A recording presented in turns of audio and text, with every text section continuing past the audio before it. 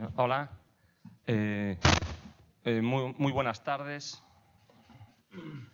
Antes de pasar a la presentación de Santiago, simplemente quería en un minuto o dos recordar a José Luis Cuerda, que falleció ayer, que era un cineasta, escritor, que tenía mucha vinculación con Galicia, ya lo sabíais, y sobre todo porque estuvo aquí en este ciclo hace muchos años, hace ya más de 10 años, un enero del 2008, y fue una de esas sesiones que muchos de nosotros, no sé si algunos que lleváis muchos años asistiendo a estos encuentros, pues recordamos con un especial afecto y cariño. Estuvo con Manolo Rivas, no sé si algunos lo recordáis, pues revisitando algunos de los libros que después se llevaron al cine, como La lengua de las mariposas o como Todo es silencio, que son dos adaptaciones de Manuel Rivas de dos de sus textos y que están ambientados los dos en Galicia. Además, José Luis, ya sabéis que tenía una bodega aquí en Galicia, estaba muy asentado en esta tierra y le tenía un especial cariño, y nosotros también a él, a esta tierra y a su literatura. Entonces, simplemente recordarlo. Estábamos buscando esta mañana, que nos pidieron el vídeo de esa charla que mantuvimos en aquel momento con él. Hoy el motivo es un motivo de alegría, que está con nosotros Santiago Gamboa, un autor que tenemos la suerte de que hace un par de meses, en noviembre de este año, publicó esta novela que tenéis ahí en la librería SIADE, que vamos a hablar mucho de ella, Será larga la noche, y que es una novela ambientada en Colombia, que la publicó en noviembre y que nos permite que Santiago pueda estar hoy aquí porque ha venido a España a presentar esta novela al Festival de Novela Negra de Barcelona, Barcelona Negra se llama, y ha hecho un vuelo desde Colombia, Barcelona, Coruña, seguirá después en Bilbao, Madrid y volverá. Viaja así un poco rápido, pero Santiago, como veréis ahora cuando os iremos comentando, es un viajero de estos impenitente que lleva toda su vida viajando y que su literatura está muy impregnada de todo este mundo de los viajes, ¿no? Santiago Gamboa estudia literatura en la Universidad Javeriana de Bogotá, pero él después se licencia en Filología Hispánica en la Complutense de Madrid. Vivió 5 años en Madrid, después vivió 10 años en París, cerca de 15 años en Roma. Bueno, creo que volvió a Colombia, a Cali, que es la ciudad donde vive, hace 4 o 5 años, después de llevaba más de 30 años fuera, ¿no? Quizás esta novela, lo podemos hablar ahora, Será larga la noche, no sé si es esta revisitación de Colombia después de tantos años fuera de esta ciudad. Yo tengo que comentar que tenía muchas ganas de que estuviera Santiago Colombia. Les estaba insistiendo mucho a los de Random, Alfaguara, a ver cuándo venía a España Santiago y podíamos encajar que estuviese aquí con nosotros, que fuese fuera a veces de la Feria del Libro, que es muy complicado, y ya casi nosotros hemos acabado los encuentros, porque a mí me había fascinado un libro que tenéis aquí en las fotocopias, de los que hemos incluido sus libros más recientes, que es este libro que está aquí, que es Plegarias nocturnas, que después además me contó Santiago que es un libro que además también tiene mucha aceptación entre los jóvenes y que en muchos institutos también leen este libro y lo entenderemos, pues hablaremos de él, ¿no? Santiago Gamboa, que ha desarrollado una labor importante como novelista. Ahora hablábamos de Será larga la noche, Volver al oscuro valle, el libro anterior, que también está aquí encuadrado en estas fotocopias, Plegarias nocturnas, Perdón es cuestión de método, otra de las novelas que había allí, yo creo que ya no lo hay, ya se acabó, es una novela que está aquí en la mesa, me parece que es esta que tengo yo aquí, que la estoy viendo de espaldas, pero es esta, que es su primera novela negra, una novela que toca muchos temas o que tiene algunas líneas de conexión con esta que vamos a hablar hoy también. Y Santiago Gamboa también es un autor excelente de libros de viajes. Pusimos algún fragmento de Océanos de arena. Yo tengo este libro que está en la esquina, publicado en Angosta, que es una editorial colombiana, que uno de los autores que la lleva es Héctor Abad Faciolince, que estuvo aquí con nosotros, ya recordáis, hace unos años. y que este libro es Ciudades al final de la noche, ¿no? Él tiene una importante beta de libros de viaje, ahora nos decía que estaba también escribiendo libros de viaje. Un autor muy considerado por la crítica, por el público, con bastantes premios, ha sido finalista del Rómulo Gallegos, ganador de la otra orilla, etcétera, etcétera, ¿no? Un autor además muy traducido a diferentes lenguas y con una labor periodística muy importante en medios muy destacados, como hay muchos autores que después podemos hablar en algún momento colombianos, hablábamos de Héctor Abad, William Ospina, Juan Gabriel Vázquez, son todos autores colombianos muy implicados en la prensa, columnistas, y que no solo en sus libros, sino también en sus colaboraciones en prensa hacen una radiografía de la Colombia actual, de Latinoamérica, muy ácida en muchas ocasiones y muy crítica con lo que está sucediendo.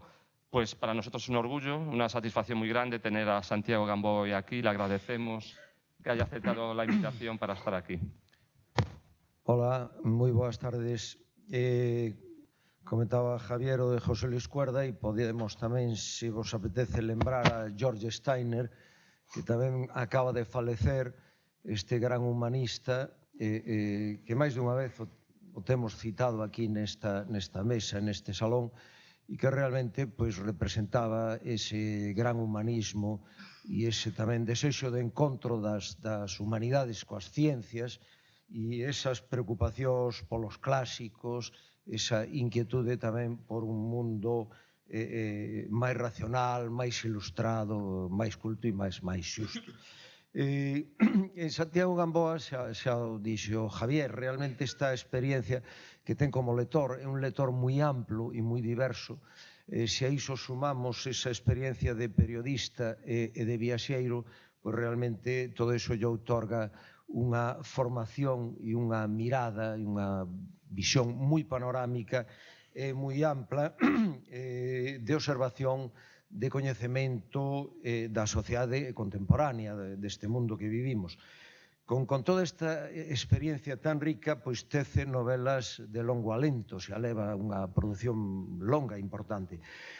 Son novelas saídas, eu diría, da convulsión e da vertixe do mundo que estamos vivindo. Entre outras claves, hai unha serie de elementos que aparecen bastante nos obras, é dicir, son novelas realistas, por un lado, aínda que ele outorga moita importancia ao mundo dos soños e aos mundo dos símbolos. Hai sempre unha perspectiva de actualidade, hai un desexo de narrar o mundo actual, os seus problemas, as tensións, os cambios deste mundo tan complexo que estamos vivindo e do que estamos participando. Ten unha gran capacidade de construción narrativa. Ás veces incluso crea tramas paralelas nas que as historias e os protagonistas parece que non teñen que ver entre sí, pero que acaban por engarzarse e por confluir. Eu creo que domina moi ben a rapidez e a axilidade dos acontecementos. Son tramas ricas, hai un ritmo de acción notable. El colle o touro da acción polos cornos e neso o lector o agradece, porque son novelas no que acontecen moitas cousas e desde logo moi vigorosas e ás veces dunha contundencia por un lado excitante e por outro paralizante, porque realmente nos conmove, nos deixa no asento moi tocados. Ten entón un alto dominio da intriga e ese é un don narrativo sempre nun escritor. E logo utiliza moi diversas técnicas narrativas, moi diversas. Hai moitos momentos de gran forza en primeira persoa. A primeira persoa ten sempre unha gran forza e eu creo que a domina moi ben. En terceira, hai todo un repertorio de técnicas moi ben asimilado. Por exemplo, en Volver al oscuro valle, o narrador o lector encontrase con 4 ou 5 liñas distintas, narrativas. Por un lado, hai unha rapaza que é poeta, que fai como unha especie de informe, aí xa temos unha técnica, ao seu psicólogo. Pero logo hai outra historia moi interesante, ele interesalle moito a Rimbaud, que me contaba que xa o ten publicado, ademais, como crónica, aparte, como ensaio, hai unha parte que entre o ensaio e a biografía, pero que soubo encaixalo moi ben narrativamente. E claro, a medida que o lector vai avanzando, encontrase con que despois entende por que esa elevada presencia de Rimbaud na novela era demandada, era necesaria. Logo hai un sectario neonazi, hai un cónsul, hai o diario dun cura e hai un directario de viaxe final. É dicir, con todo isto, estas liñas, ele acaba construindo e creando unha novela que se entretece e que logra unha estrutura pois moi conseguida. A asimilación do cine eu creo que está moi presente. A asimilación do cine, hai momentos como de gran veracidade cinematográfica, casi con valor documental sobre as sociedades que el coñeceu, que realmente son moitas. Porque os espazos narrativos nel son moi ricos. Viviu en moitos lugares, entón o seu escenario, digamos que é o mundo. Por exemplo, na obra Plegarias nocturnas encontrámonos con Delhi, onde ele estivo como diplomático de Colombia, en Xapón, Irán, Colombia, Tailandia, París. É dicir, hai unha variedade de espacios narrativos extraordinarios. A prosa é moi solta, moi fluida, ten unha lectura rápida, o cal é tamén moi grato para o lector. A linguaxe é viva do noso tempo, do noso momento, e domina moi ben os rexistros coloquiais. Domina moi ben tanto a narración, a descripción, os diálogos espléndidamente. O seu estilo é directo e podíamos falar desa contundencia e violencia dos seus mundos narrativos. A temática é moi ampla, como anunciaría, claro, un home tan viaxado e lido como el. A violencia, tanto individual e colectiva, en moi variadas formas e desde moitos ángulos está presente. Certa brutalidade real e evidente do noso mundo. Hai, en ese sentido, un certo tremendismo, en algúns momentos, e hai unha intensa crítica social en moitos momentos dos seus libros. Realmente é un home preocupado pola sociedade, polas clases sociais, tamén moito polo seu país, Colombia, do que fai un retrato extraordinario. Realmente Colombia, unha persoa que lea unha novela, digamos, 2 ou 3 del, pois acaba con moito coñecemento, unha disección espléndida da Colombia actual. Aparece moito o mundo do sexo e da prostitución, ás veces cunha visión descarnada, dura. O tema das drogas está moi presente nas súas obras. Tamén o alcohol ten unha elevada presenza. Aparece o terrorismo, as ideoloxías totalitarias e un tema que é moi importante, e nesta novela da que falaremos moito, a que acaba de saír, as manipulacións religiosas e sectarias, a presenza de toda unha serie de sectas, de religións, de novas tendencias místicos, religiosos, espirituais que andan por aí, con todo ese irracionalismo contemporáneo. Hai unha elevada presenza da cultura e do debate cultural e a reflexión cultural en xeral nas súas obras. É dicir, aparecen reflexións sobre literatura, sobre cine, filosofía, socioloxía, pero sempre moi ben encardinadas nos diálogos dos personaxes, coméntanse, e sempre cousas moi pertinentes que ás veces é moi interesante anotar pois para acudir a esas fontes que el aconsella. A presenza da poesía tamén é moi notable na súa obra. Ás veces nos seus libros hai como un certo halo de apocalipsis social, é dicir, non é un autor que é tranquilizante, que non pase nada, é un autor que ven dunha sociedade moi convulsa, que acaba de pasar unhas décadas verdadeiramente duras, logo el nos contará todo este proceso, como está ese país actualmente, e entón hai aí toda esa efervescencia e esa violencia están presentes.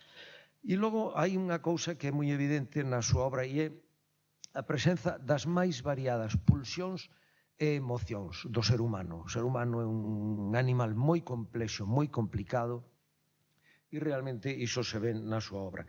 É dicir, é un contador de historias, de vidas, de persoas que están vivindo, que están loitando pola vida no momento presente e nos tempos últimos. E como libros de viaxes, para completar un pouco esta visión, como é un tema moi presente nel, diremos que realmente é un gran viaxeiro, como xa dixo Javier, e que viviu en varios países por temas persoais, laborais. El viviu en España, viviu en París, viviu en Francia, en Italia, na India. Entón, claro, iso é unha atalaya espléndida para coñecer moitas cousas. Realmente escribiu sobre máis de 60 países. Iso dá unha idea do seu periplo, do seu cosmopolitismo, do seu sentido universal, que se nota nas novelas, realmente ese universalismo. É un home de múltiples xeografías. E hai algún momento en que el ten citado a Juan Goytisolo y decía, las raíces de los hombres son los pies, y los pies se mueven, un pouco para explicar este talante seu inquieto. Por exemplo, o prólogo de Océanos de Arena, este libro de viaxes espléndidos en Jordania, en Siria, en Israel, en Palestina, pois é moi interesante e noutros lugares que eu non cheguei a ler, pero sí hai reflexións del moi interesantes sobre a literatura de viaxes, que é un campo, un ámbito realmente moi importante da historia literaria, pasada e presente. Pois pasarlle a palabra, felicitalo por esta nova obra na que ele está agora rotando e está presentando en diversos lugares, agradecerlle que estea moito aquí e, bueno, será un placer estar con él hoxe. Moitas gracias. Muchísimas gracias, Xavier y Javier. Y bueno, muchas gracias a todos ustedes, a la UNED, por recibirnos, por recibirme, por invitarme. Gracias por atender esta invitación a ustedes y por... ¿Se escucha? Bueno, precisamente por venir a escucharnos esta noche.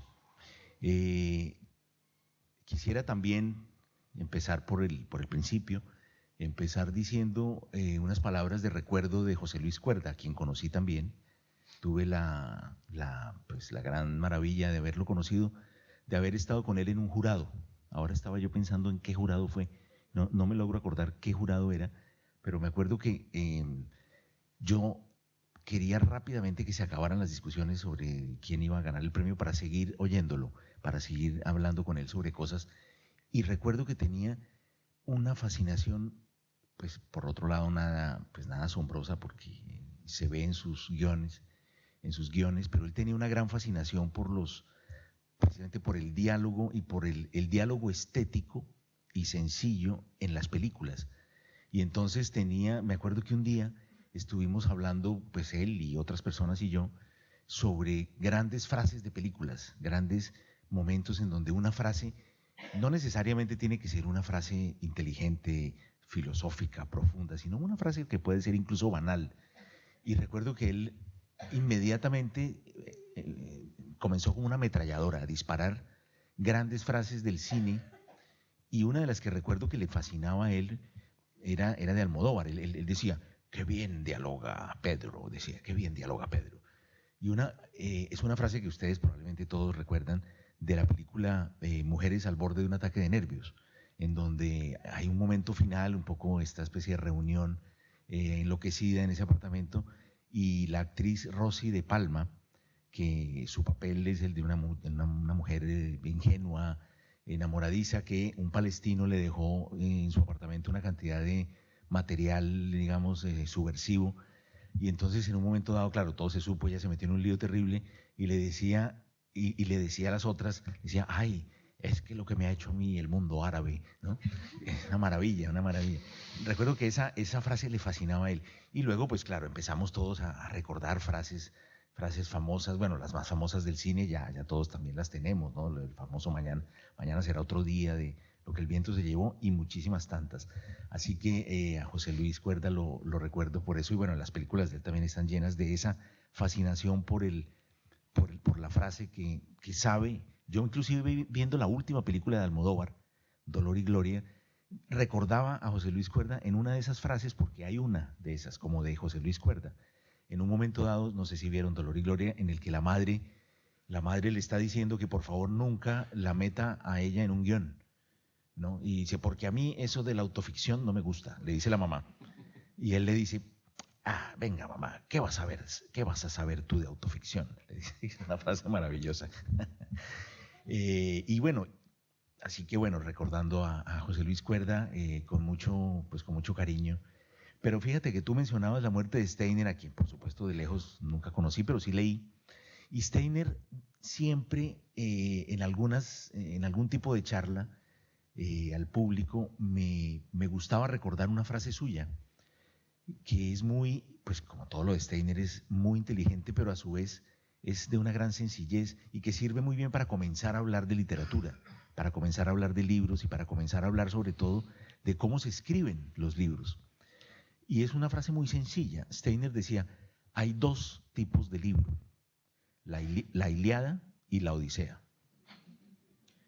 Y a partir de ahí, efectivamente, podemos trazar toda una historia de la literatura narrativa, y bueno, aunque sabemos que eran al principio pues poemas y cantares, pero hay toda una visión que luego se desarrolla en la narrativa, que es las novelas, digamos, del yo, de un lado, que sería la corriente de la Odisea, y las grandes novelas de la mirada desde arriba, de la mirada casi con una pantalla panorámica. Si nos fuéramos al siglo XIX ruso, diríamos Dostoyevsky y Tolstoy, ¿verdad? Tolstoy sería la Ilíada, serían esos escenarios, esas novelas de 3.500 personajes.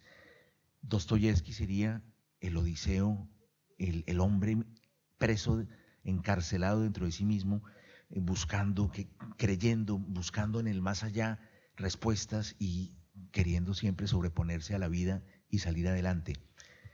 Pero lo vemos en todas las literaturas también, ¿no? De hecho, la primera persona, escribir en primera persona y escribir en tercera persona, que es una de las grandes decisiones que debe tomar un escritor cuando va a escribir, también nos lleva a eso mismo. Cuando cada día de la vida de una sociedad en donde un muchacho o una muchacha se sientan a escribir por primera vez y toman esa decisión, en ese momento ellos están recordando la Ilíada y la Odisea. Porque al fin y al cabo, lo que nos lleva a escribir es la lectura, ¿verdad? Yo escribo porque me gusta leer, y todos los que escribimos, primero hemos sido lectores. Entonces, ese momento para mí es fascinante, y les voy a contar un secreto que no salga de aquí. A mí, por ejemplo, me costó mucho trabajo, tú decías una cosa muy generosa, Javier, del manejo de la primera persona. ¿No lo decías tú, Xavier? Bueno, se dijo aquí con mucha generosidad. Somos las dos caras. Vamos a ver. Se dijo con gran generosidad que había un manejo de la primera persona, y yo me quedé pensando que yo hice periodismo, pero yo no llegué al periodismo por la literatura, sino al revés. Llegué más bien es decir, primero hice la literatura y después vino el periodismo, por una cuestión muy sencilla, y es que la literatura, cuando yo tenía 22, 23 años y llegué a vivir a París, pues tenía que, por supuesto, ganarme la vida. Vaya problema. Entonces, una de las formas de ganarse la vida que tienen los novelistas, los aspirantes a novelistas, es hacer periodismo. En América Latina, en Colombia, estamos organizados más o menos de la siguiente manera. Los que van a ser novelistas o quieren escribir novelas, hacen periodismo. Y los poetas hacen publicidad. Porque claro, el poeta es el que encuentra esa frase publicitaria perfecta, ¿no?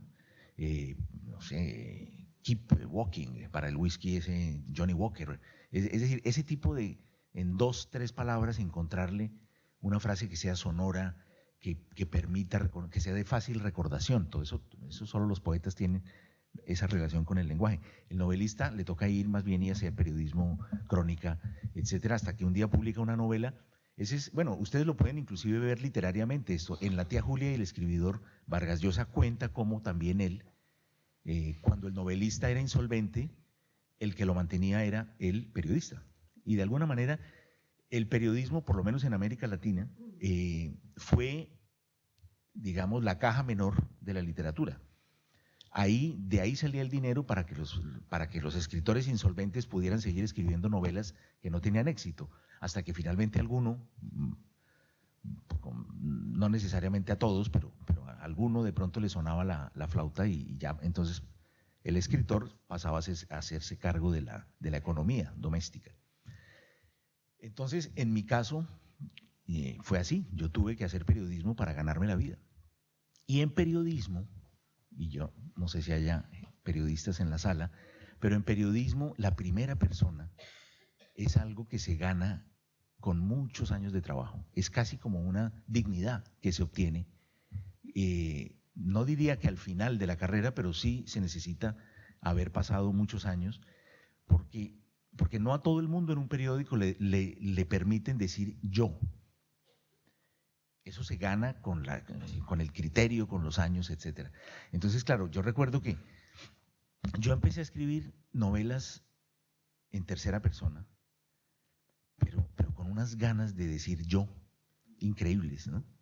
Me moría de ganas, pero al mismo tiempo yo sentía que no, que eso hay que ganárselo primero.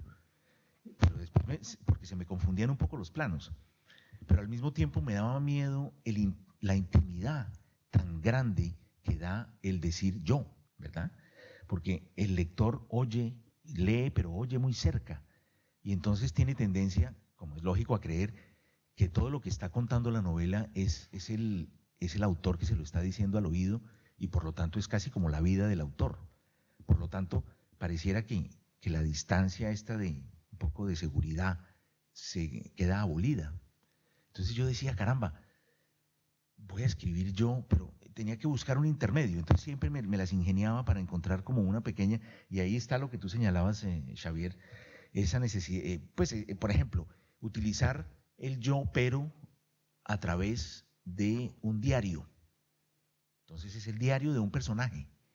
Entonces ese personaje dice yo, pero porque está escribiendo su diario. Entonces el autor está de alguna manera protegido.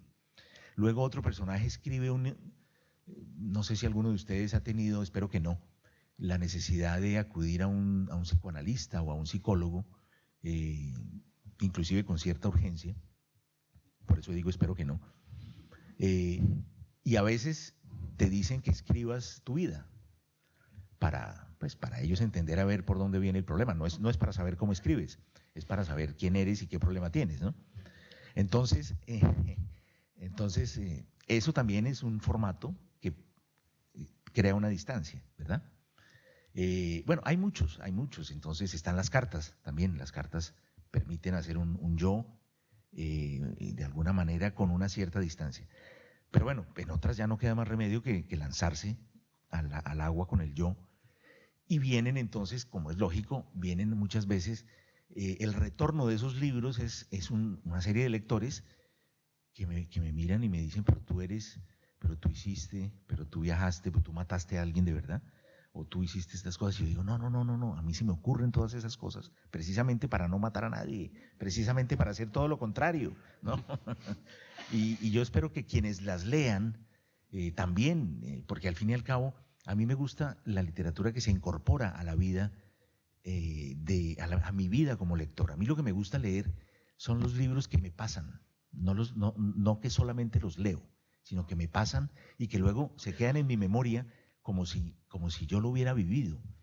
No están solo en mi biblioteca, están también como en mi memoria, y a mí me encanta. Yo recuerdo que cuando salió un libro muy exitoso, probablemente ustedes leyeron también, que se llama Millennium, la trilogía esa policial de Stieg Larsson, el autor sueco. Yo en esa época vivía en la India, entonces iba hasta Colombia para alguna feria del libro o algo, y luego regresaba, y ustedes no se pueden imaginar el jet lag, es decir, el mal ese por la diferencia horaria tan brutal que hay entre Colombia y la India. Son 11 horas, casi 12 de diferencia. Entonces yo me pasaba todas las noches despierto, y es aterrador estar despierto en la noche. Cioran habla de eso, dice, es como la última conciencia del mundo, es como la gran vigilancia, uno se siente como un guardia que está vigilando algo. Entonces yo dije, a mí no me gustaba ese silencio, me ponía nervioso, entonces me ponía a leer, y afortunadamente esos libros tenía cada uno como 1000 páginas, y me ponía y leía con una voracidad increíble. Luego olvidé casi todo, pero está bien olvidar también. En el fondo muchas veces cuando uno lee un libro y después lo olvida, es como que algo se quedó por dentro y ya. A veces uno no se acuerda ni de los nombres de los personajes ni de los argumentos, pero se acuerda de la maravilla y la maravillosa experiencia de haberlo leído, y eso es muy importante.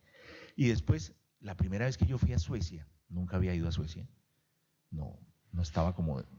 Para ir a Suecia hay que ir a Suecia, uno no pasa por Suecia, ¿no? Entonces es como Chile, uno no pasa por Chile, hay que ir a Chile. Entonces la primera vez que fui a Suecia, bueno, ya hice unas cosas que tenía que hacer, me quedé solo y me fui a caminar. Y yo miraba así y decía, yo conozco esto, y esos nombres, y yo tenía la sensación extraña de haber estado ahí. Claro, ahí estaba el libro, las miles de páginas que me leí en ese jet lag terrible en la India estaban ahí. Entonces empecé a reconocer esos lugares y dije, claro, y los nombres, y hay una cierta musicalidad. Pues por supuesto es un idioma del que quien no lo sepa no entiende absolutamente nada, pero a mí me parecía incluso que entendía, o que por lo menos me era familiar algo, ¿no? Y empecé a comprender las reglas que ellos tienen, con gran facilidad, inclusive me caían bien, reglas que son tremendamente incómodas. Por ejemplo, si uno va a un bar y pide una cerveza, bien, le sirven la cerveza. Uno pide una segunda cerveza, le sirven la segunda. Y si uno se quiere tomar una tercera, el mesero perfectamente está autorizado para decirle a uno, no señor, usted ya bebió demasiado. Entonces yo al principio miraba y decía, pero ¿y tú cómo sabes? O sea, pero dije, no, perfecto, muchas gracias. Y me fui al bar de al lado, claro. O sea, siempre puedes hacer dos en cada bar. Entonces, esa es la literatura que a mí me gusta, la literatura que casi podría establecer una teoría sobre los libros que a uno se le olvidan. Es como esa literatura de libros que a uno se le olvidan, pero que están en el fondo de uno. Acuérdense que Borges, que todo lo sabía y además lo sabía enunciar, porque saber es saber decir. Borges decía algo maravilloso, decía, saber algo y olvidarlo es incorporarlo profundamente. Y remataba con la siguiente frase genial, dice, el olvido es una parte de la memoria. Claro que sí. Entonces es como esa literatura que se nos pierde en alguna parte, que se nos cae hacia atrás, hacia adentro, pero que ahí está, y en el momento menos pensado, aparece cuando se necesita, cuando es importante que aparezcan, o cuando incluso es bello que aparezcan, ahí están, ahí aparecen. Entonces, ese es el tipo de libro que a mí me gustaba leer y es el que aspiro a escribir. No sé si lo logro. En algunos casos, yo siempre he pensado que cada escritor es también un poco como el primer escritor, porque tiene que encontrar una forma de escribir que no esté ya en los anaqueles de ninguna librería ni de ninguna biblioteca, ¿verdad? Escribir es como uno escribe porque lee. Entonces yo por lo menos tengo la sensación de que yo escribo el libro que quisiera leer también. Y ese libro que yo quiero leer se forma de muchísimas cosas que tienen que ver con mi forma de vivir y de ser. Porque cuando un libro se encuentra con un lector, son como dos mundos que se acercan, se miran, se acercan y chocan. El lector es el lector es el 50% del libro, claro, porque él trae su mundo detrás. El escritor escribe con todo lo que es, no solamente, esa es una gran diferencia con las actividades, no sé, un ingeniero cuando hace un puente lo hace con un conocimiento que él sabe, pero uno no escribe con algo que uno sepa y los demás no. La literatura no es así, no es con un conocimiento que uno sabe y las otras personas no saben, no es así. Uno escribe con lo que todo el mundo sabe y lo que todo el mundo tiene y lo que todo el mundo vive, porque todos vivimos las mismas, pues no las mismas experiencias, pero sí tenemos el mismo esquema de acumulación de experiencias y de recuerdos. Entonces uno escribe con la infancia, con la adolescencia, con lo que quiso y no pudo, con las frustraciones, con las alegrías, con todo. Todo eso es lo que está al interior tuyo cuando escribes, pero también está al interior tuyo cuando lees. Y por eso a un lector le gustan unos libros y a otro lector le gustan otros, porque ese bagaje que trae detrás cada lector, cuando se encuentra con un libro, hace brillar y se encienden ciertas luces, es como un barco a lo lejos, pero casi nunca se encienden las mismas luces, porque pues hay ciertos libros que te despiertan ciertas cosas de tu infancia, de acuerdo a la infancia que tuviste. Todos los escritores, hay quien dice, Vázquez Montalbán decía que los escritores, que una de las razones para escribir era ausencia de hierro durante la infancia. Otros dicen que la relación que la escritura también es una forma de relación entre el adulto y su propia infancia.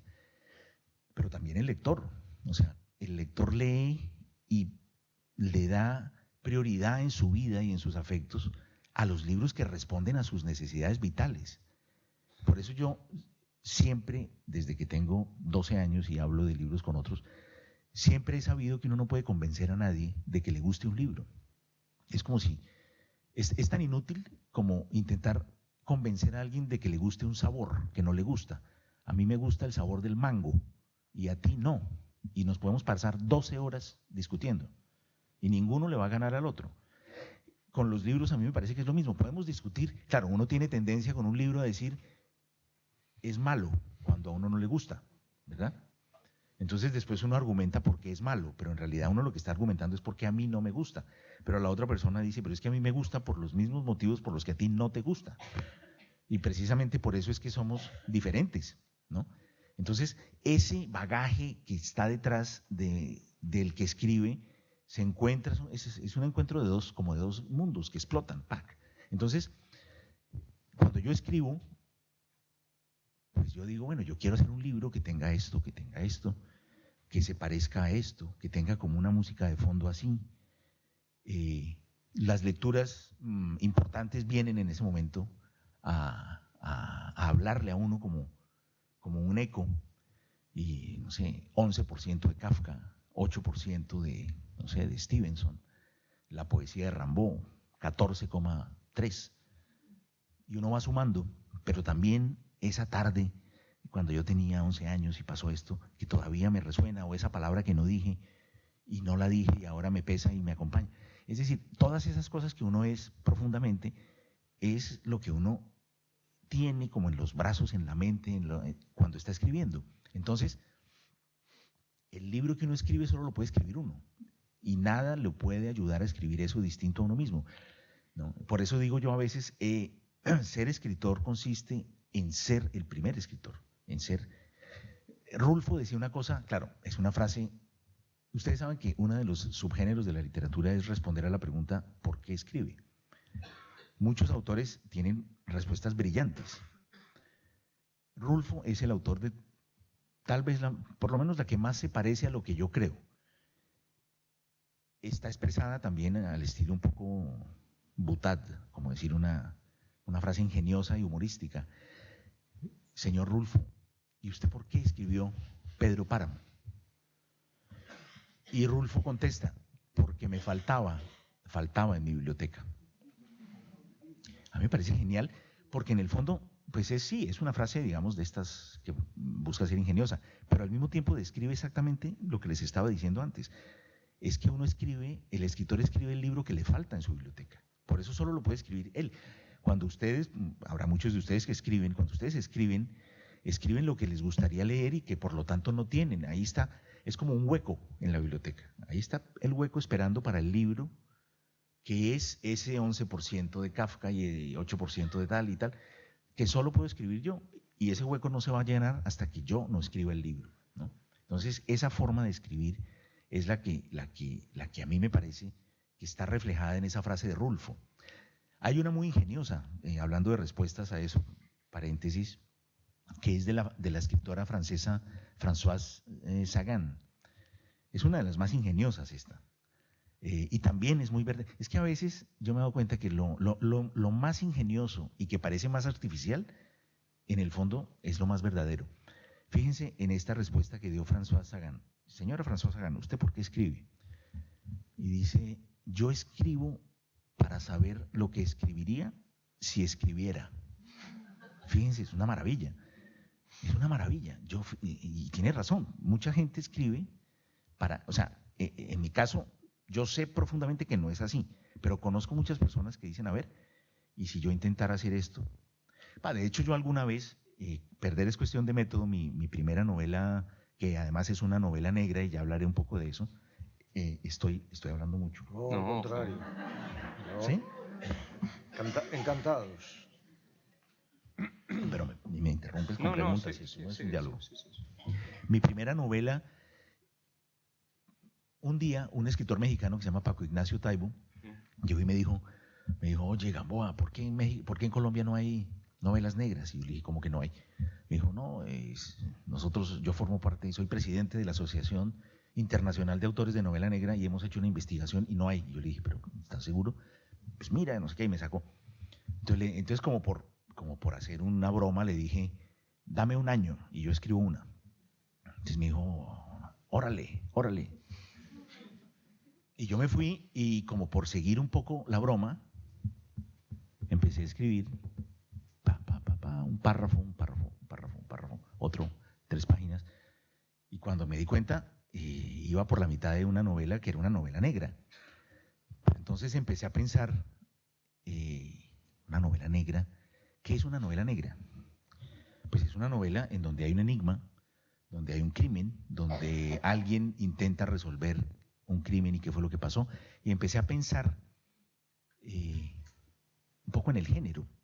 El género novela negra, pues digamos, cuando uno se va hacia atrás, hay 2 formas de entenderlo también. O sea, ir a buscar el origen real de la persona que quiso escribir voluntariamente un texto enigmático y que fuera, digamos, en forma de novela negra, lo que conocemos hoy. Pero también podemos irnos por el lado de la literatura está llena de novela negra desde sus orígenes. Entonces, si nos vamos por la primera versión, pues el inicio serían los cuentos de Edgar Allan Poe, los crímenes de la calle Morgue, la carta robada, en donde hay un inspector que se llama Auguste Dupin, hay un enigma, y el inspector resuelve el enigma, pero lo resuelve como si fuera casi un caso matemático, es decir, el inspector es una persona de una inteligencia sobrenatural.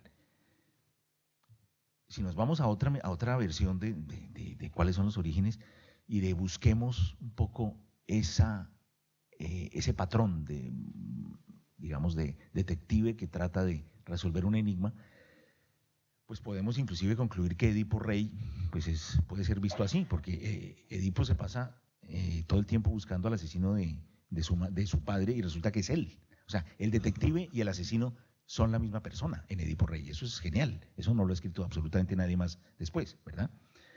Crimen y castigo de Dostoyevsky puede ser vista también en clave de novela negra, en donde el asesino, Raskolnikov,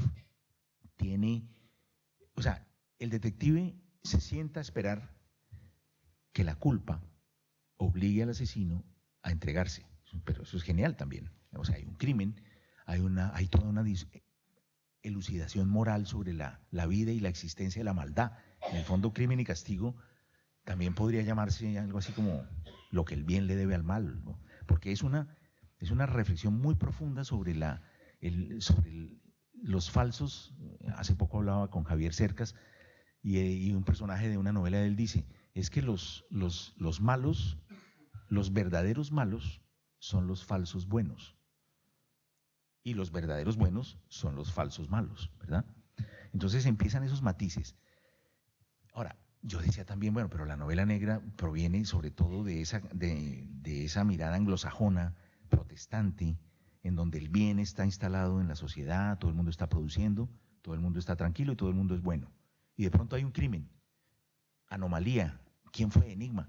El detective, en ese caso, es casi como una especie de sacerdote, porque el detective es el que devuelve la normalidad, restablece la tranquilidad. Es un hombre que hace el bien, ¿verdad? Entonces, bueno, viene toda esa serie de novelas, de novelas negras, digamos, anglosajonas hasta los años 20 o 30. Agatha Christie es tal vez una de las cumbres, en donde el crimen es visto como una anomalía al interior de una sociedad, pero es un crimen que pretende también tener un nivel estético. Se habla del crimen perfecto. Hay gente, o sea, se asesina con dagas indostánicas porque se busca una cierta, ¿no?, sofisticación. La estatuilla de jade para golpear, o sea, hay un mundo y un enigma, una vez más, y un hombre inteligentísimo que lo resuelve. Generalmente en las aristocracias, acuérdense que se decía, el asesino es el mayordomo. Y pues mayordomos solo hay en la aristocracia, no hay en la clase obrera, en la clase media, ¿verdad? Después esa novela negra se va a Estados Unidos y ya se vuelve una cosa completamente distinta, porque los detectives de los Chandler, Hammett, Chester Himes, no son personas de la aristocracia elegantes que representan el bien. son unos tipos duros que están a un pelo, moralmente a un pelo de ser iguales a los bandidos, ¿no? Tienen lo que yo llamo la triple D, aquí pintada, que es divorciado, depresivo y dipsómano. Y entonces, claro, esos son unos tipos que se les va la mano en los puños, sacan a la gente por las ventanas, ¡pah!, destruyen las cocinas, están en la ciudad. Se hablaba mucho de las obras urbanas. La novela negra pareciera un género prioritariamente de ciudad, porque en la ciudad es donde se encuentran los desconocidos y donde ocurren esas cosas y donde la gente se enloquece y donde alguien se enamora de una muchacha en un cartel publicitario y otros se drogan y beben y en los restaurantes chinos la gente se pasa por debajo mensajes extraños, hay cosas raras. Eso pasa en las ciudades. En un pueblo se conoce todo el mundo. Ahí es muy difícil, aunque hay una. Es muy difícil hacer novela negra en un pueblo, pero hay una que se las voy a recomendar, que es nada menos que de Vargas Llosa. Se llama Lituma en los Andes. Y es un crimen en un pueblo por allá en los Andes, perdidos.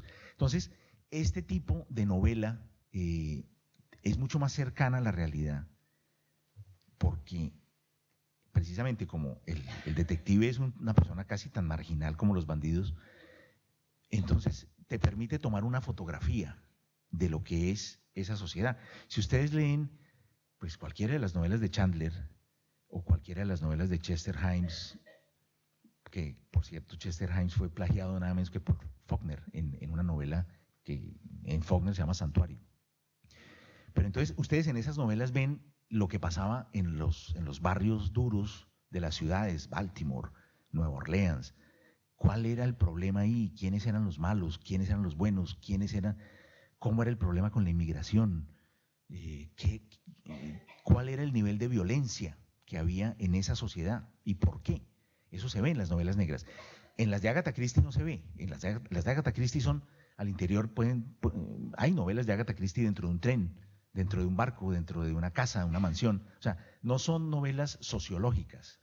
Uno leyendo Agatha Christie entiende otras cosas, pero no conoce los lugares como los conoce leyendo las novelas de Raymond Chandler, de Chester Himes o de Dashiell Hammett.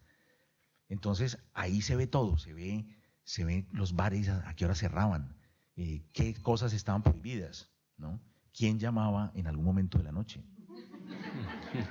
Eso es lo que se ve en esas novelas, ¿verdad? Esto estaba programado, ¿eh? Es como Gracias. Sí, el helicóptero de Pink Floyd que tiene que aparecer. Sí. Exactamente. Entonces son novelas que muestran la realidad y que son casi documentos también sociológicos, ¿verdad? Ese esquema es el que pasó después a América Latina, más el norteamericano que el anglosajón. Y yo creo que es también el que utilizó aquí Vázquez Montalbán. Vázquez Montalbán hace retratos de la sociedad española, digamos, del posfranquismo, de la transición, leyendo a Vázquez Montalbán uno se da cuenta de qué cosas se podían hacer, hasta dónde se podía llegar, qué cosas eran peligrosas, la política, la relación de la política con el dinero, con las grandes inversiones, la banca, la iglesia, el fútbol, todo. O sea, Vázquez Montalbán puede ser leído en clave, bueno, en muchas claves, ustedes saben, una de las más importantes también es la gastronómica, pero también puede ser leído en clave sociológica. Entendamos y veamos cómo era la España de finales de los 70 y de los años 80, leyendo a Vázquez Montalbán. Es un ejercicio perfectamente como para hacer una clase en la universidad. Ese es el mismo esquema que pasó a América Latina, pero en América Latina tenía más cosas, porque, bueno, obviamente porque son diferentes países y cada país le va impregnando a ese tipo de novela algo propio. Por ejemplo, en México en finales de los 60 fue la masacre de Tlatelolco, la grandísima represión violenta del movimiento estudiantil, los estudiantes asesinados, secuestrados por el Estado y desaparecidos. Entonces, los novelistas mexicanos de esos años escribían novela negra para denunciar la verdad de lo que había pasado, porque esas cosas no aparecían en la prensa. Entonces era una novela negra estilo norteamericana, es decir, con malos y con bandidos y con detectives depresivos, pero al mismo tiempo con una gran militancia que a veces era incluso política, ¿verdad? Entonces, ese esquema y esa gran libertad empezó a abrirse ya no tiene que ser necesariamente pues crimen, detective, bueno y malo, solo se desarrolla porque a veces la novela de género de kiosco, la novela negra de kiosco, tiene historias a veces muy buenas, pero tiene un problema que para mí es terrible y es el esquema es demasiado rígido. Entonces solo se desarrollan dos personajes, el detective y el malo, el resto es una galería como de fantasmas que están ahí para abrir una puerta, servir un whisky, ¿no? Pero no hay riqueza de personajes y a mí me parece que los personajes son fundamentales en las novelas.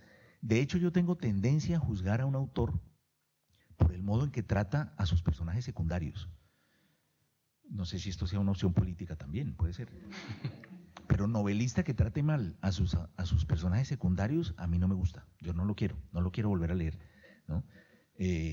En cambio, el que trata bien a los personajes secundarios me parece un buen escritor, no solamente una buena persona, sino un buen escritor.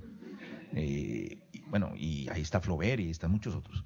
Entonces, en la novela negra que a mí me gusta, los personajes todos tienen que estar desarrollados, tienen que tener relieve, tienen que tener profundidad, y eso sucedía en esas novelas. Luego empieza a romperse todo. En mi caso, y ya llego con esta pequeña introducción, ya llego a la novela, en mi caso lo que yo he siempre querido es no hacer un detective, porque a mí no me parece que sea creíble un detective en la sociedad en la que yo vivo en Colombia, en la que viví de joven. Entonces, ¿quién es la otra persona que hace investigación, que se pone en peligro, que muy frecuentemente en mi país o en otros de la región los matan, que tiene informantes en todos los mundos? Pues el periodista. Es un detective sin pistola, yo prefiero eso, no me gustan las armas. Entonces el detective sin pistola, que es el periodista, además no representa la ley, representa la verdad, que es diferente. No siempre la verdad y la ley están del mismo lado.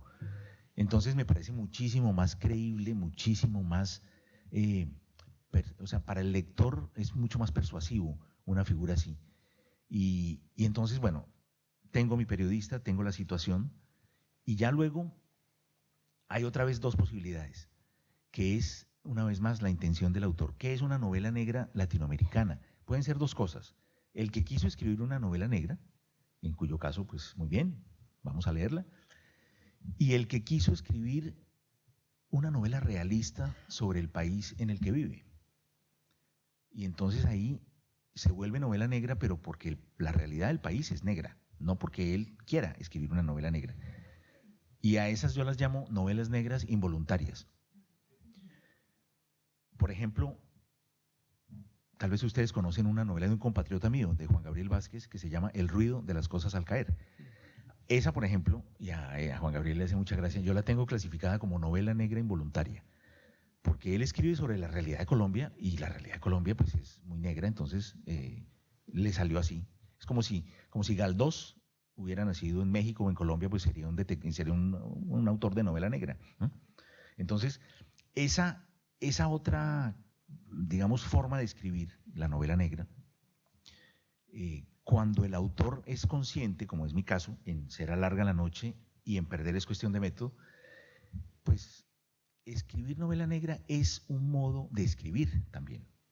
O sea, ¿qué es una novela negra? Es un modo de escribir que tiene que ver con cosas para mí muy profundas, porque en el fondo hacer literatura, escribir, pues eso se compone está formado por la información que tú distribuyes, en qué momento das la información y de qué manera la vas evacuando hacia el lector. ¿Qué sabe el lector y qué sabe el narrador? A veces el lector sabe cosas que el narrador no sabe, o a veces el narrador sabe cosas que el lector sí sabe. Un ejemplo de que el narrador no sabe algo que el lector sabe es esa típica escena que a uno le da mucho miedo, inclusive en el cine, en que la persona entra a un cuarto oscuro y uno como espectador sabe que en ese cuarto oscuro hay algo que lo va a atacar, pero el detective o la persona que entra claramente no lo sabe. Entonces uno sabe más que el narrador en ese caso, o el personaje. Entonces, estas decisiones, ¿cómo distribuyo la información? Estas decisiones son muy importantes porque los libros, pues claro, se hacen con estas cosas, es con esto con lo que se escriben las novelas, con estas pequeñas decisiones.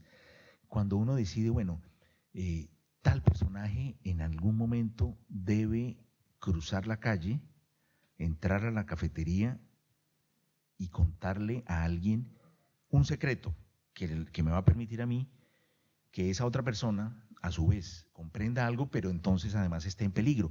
Y ese tipo de, esas pequeñas decisiones, que son cosas muy elementales y probablemente banales, son las que hacen que las novelas negras a veces sean fascinantes y a veces sean sencillos ejercicios casi medio atléticos de la curiosidad. Es decir, el manejo de la curiosidad del lector es uno de los grandes aprendizajes de la novela negra. Escribir novela negra es saber manejar o intentar manejar la curiosidad. Si el lector quiere saber algo, va a seguir leyendo. Una vez que agarras y atrapas la curiosidad del lector, le puedes contar cualquier cosa, lo que quieras. Le puedes hablar de religión, de política, le puedes hablar de submarinismo, de geología. No importa, él va a seguir leyendo porque quiere saber qué pasa. Y cuando la curiosidad se vuelve a favor del autor y del escritor, es maravilloso, y esa es una novela negra. Ahora, hay mecanismos de manejo de la curiosidad que se usan en novelas que no son necesariamente novela negra. Por eso es que yo creo que la novela negra lo que la define es una forma de escritura, no tanto pues, el argumento ni el hecho de que haya un policía o un periodista, sino el modo en que está escrita. Hay novelas que no son novela negra, pero que están hechas con los cortes de la novela negra. Siempre cito, no sé por qué hoy estoy citando tanto a Vargas Llosa, pero Conversación en la Catedral de Vargas Llosa, que tiene tantas historias paralelas, está escrita, los cortes de los capítulos están hechos con un criterio de novela negra, porque él sabe que uno tiene que quedar con la curiosidad en alto. O sea, el corte de novela negra es como acá, cuando está en punta. En las otras novelas puede ser un poco más abajo, cuando ya baja la intensidad, ahí abandonamos y vamos a otra cosa. Entonces, Vargas Llosa lo hace muy bien y uno siempre quiere saber lo que viene, al punto de que a veces uno quiere saltar páginas para seguir leyendo la misma historia. Y después se engancha en la historia 2 y entonces ahí otra vez empieza la curiosidad a ganar, hasta que volvemos a la historia 3 y la 4 y volvemos a la 1 y así. Es una forma de escribir. En este libro, entonces, pues mi intención sí fue escribir una novela negra, pero al mismo tiempo una novela negra que tuviera todos los elementos de los que les he hablado, es decir, que tenga personajes ricos, que se detenga, que cambie de registro. Son cosas que probablemente no pertenecen a los esquemas tradicionales del género negro. Lo que me hace pensar a veces que lo que yo escribo son más bien como novelas bueno, no todas mis novelas son así, digamos las que son novela negra, yo las llamaría también novelas como de investigación. En este caso son dos periodistas, bueno, es una periodista con su colaboradora, que hacen una investigación y esa investigación los lleva al mundo, pues un mundo terrible en América Latina hoy, que es el mundo de las iglesias evangélicas. Bueno, voy a dar la palabra porque si no... Sí, sí.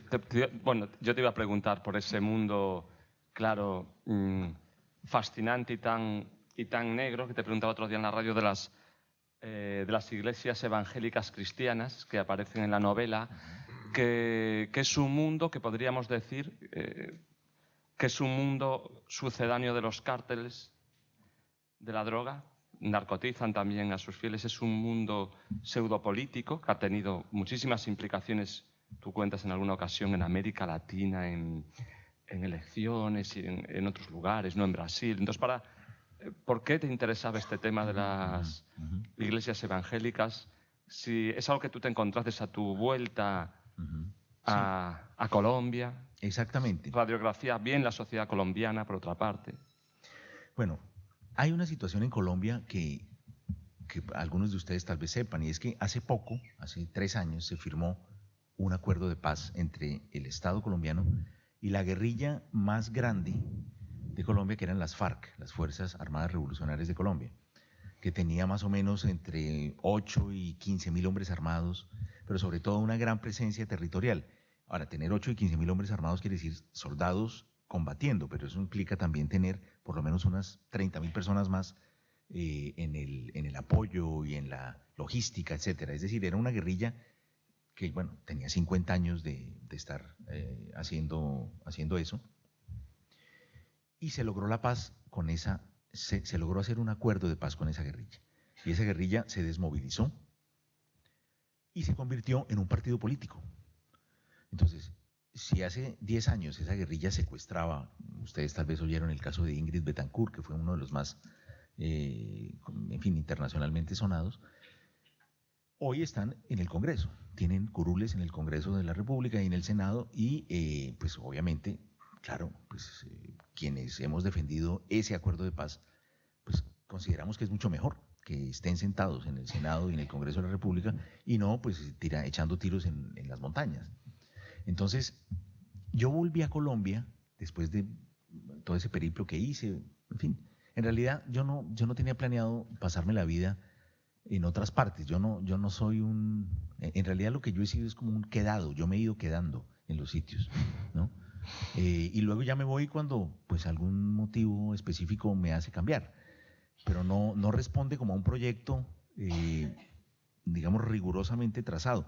Sí me gusta mucho, y Xavier lo decía con mucho afecto, me gusta mucho viajar, claro, pero como yo no tengo, pues yo no soy una persona de familia rica ni nada parecido, yo soy hijo de profesores de la universidad pública en Colombia, o sea, imagínense.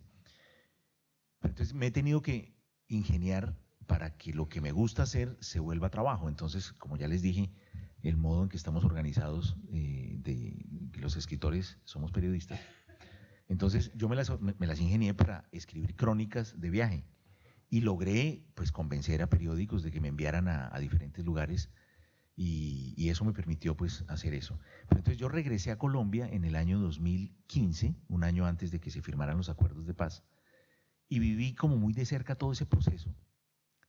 Entendí un poco mejor lo que había sido el conflicto en Colombia,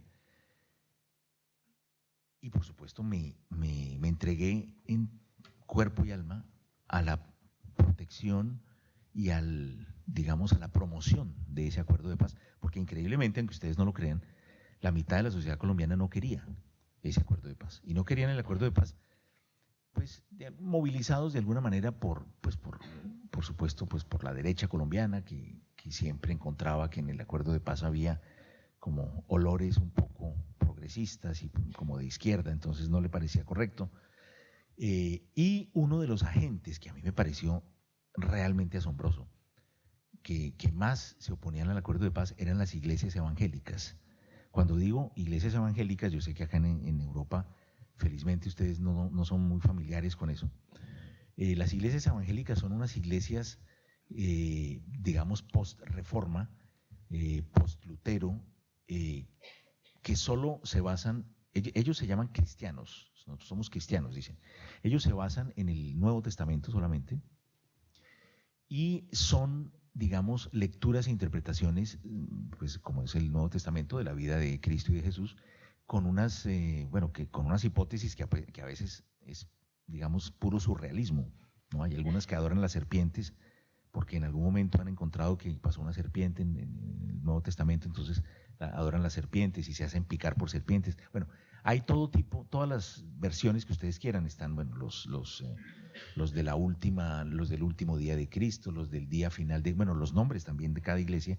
Son iglesias privadas hechas por personas porque los pastores no tienen que tener, como en la iglesia católica tradicional, pues una formación de sacerdotes ni nada, sino que los pastores son personas que un buen día comienzan a hablar y hablar. Son como esos filósofos de calle que se ven en Londres o así, y que empiezan a tener adeptos, hasta que finalmente terminan haciendo una iglesia, y en esa iglesia, pues sí, claro, el precepto central es hablar del Nuevo Testamento y encontrar un poco la relación con la vida cotidiana, pero no responde a una formación canónica tradicional.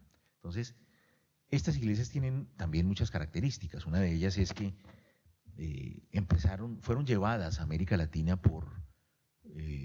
estábamos hablando con Xavier esta tarde, si era como un proyecto político claramente apoyado por Estados Unidos, porque ellos llegaron a la Amazonía en los años 70, en el momento en que empezó a desarrollarse ese catolicismo de izquierda que se llama la teología de la liberación. Entonces, estas iglesias pentecostales o evangélicas llegaron un poco como a combatir esa ideología del catolicismo de izquierda de Leonardo Boff y otros sacerdotes latinoamericanos, Ernesto Cardenal, Arnulfo Romero, que fue asesinado, etc. Entonces, llegaban a través de un vehículo que se llamaba el Instituto Lingüístico de Verano. Entonces ellos hacían como campings en la Amazonía, e invitaban a la gente, les daban clases de inglés y las clases eran con el Nuevo Testamento.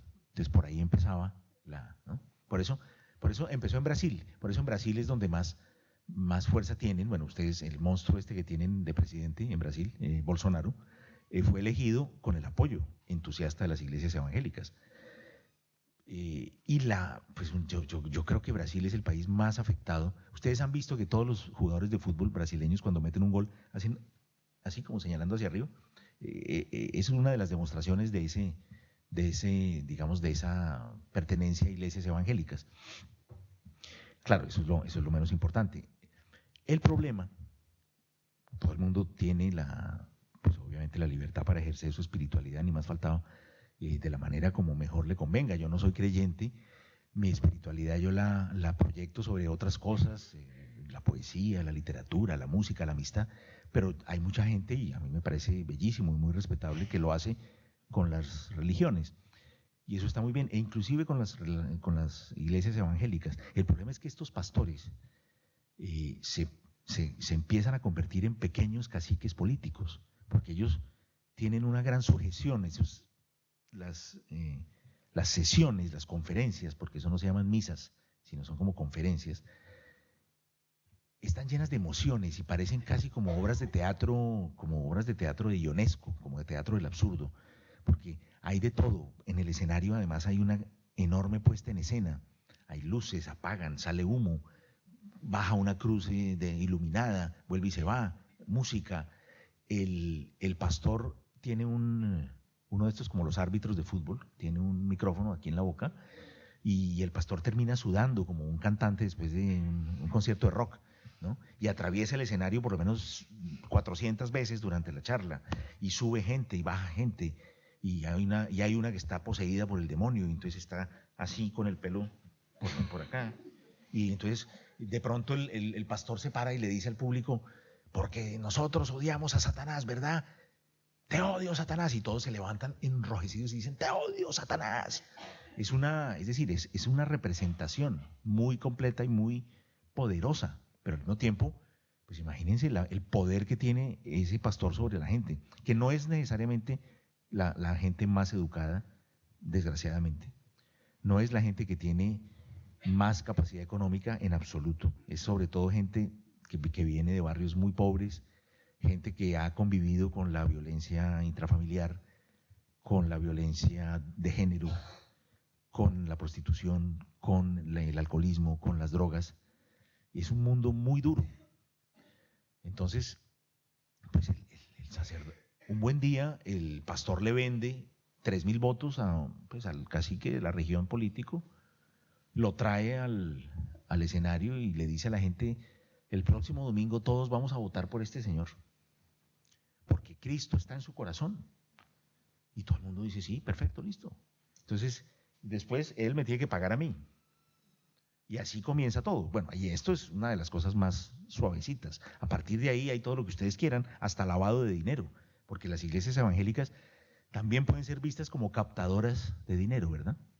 Pero por la ley de libertad de culto están exentas de impuestos y por lo tanto no es una economía vigilada, lo que permite que pues, el lavado de dinero sea el sitio ideal, son lavanderías en la práctica, ¿no? Entonces, los pastores evangélicos se han convertido, no todos, hay algunos que, podrían ser respetables, pero una gran mayoría de pastores evangélicos se han convertido como en unos nuevos mafiosos. Es una especie como de mafioso del siglo XXI, que andan en unos automóviles blindados enormes con guardaespaldas armados, porque son riquísimos, porque ellos le cobran a la gente el 10% de lo que ganan, y no es voluntario, no es ese monaguillo al final de la misa que pasa con una bolsita o con una gorra y que a veces tiene un avisito que dice su voluntad es mi sueldo.